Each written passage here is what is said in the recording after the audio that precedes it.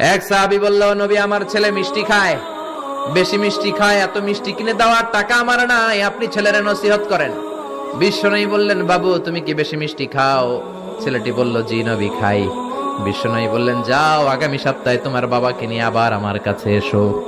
বিশ্বনবী পরের সপ্তাহে ছেলেরে বললেন, ও ছেলে মিষ্টি বেশি খেও না, এত বেশি মিষ্টি খাওয়ার টাকা দেওয়ার টাকা তোমার বাবার নাই, কম কম খাবা, তাহলে তোমার বাবার উপর ihsan হবে। ছেলের বাবা বলল, নবী এই কথা তো গত সপ্তাহে বলতে পারতেন। বিশ্বনবী বললেন, কেমন করে বলি, কারণ আমি নবী তো মিষ্টি পছন্দ করি। এক সপ্তাহের ব্যবধানে নিজের অভ্যাসটাকে পাল্টালাম, মিষ্টি কম কম খাওয়া শুরু করলাম, আগে নিজে আমল করলাম, তারপরে তোমার ছেলেরে বললাম। সুবহানাল্লাহ। বাড়িতে যে কি রহমতের নবী। এক সাহাবী বলল, নবী আমার ছেলে মিষ্টি খায়, বেশি মিষ্টি খায়, এত মিষ্টি কিনে দেওয়ার টাকা আমার নাই, আপনি ছেলের নসিহত করেন। বিশ্বনবী বললেন, বাবু তুমি কি বেশি মিষ্টি খাও? ছেলেটি বলল, জি নবী খাই। বিশ্বনবী বললেন, যাও আগামী সপ্তাহে তোমার বাবাকে নিয়ে আবার আমার কাছে এসো।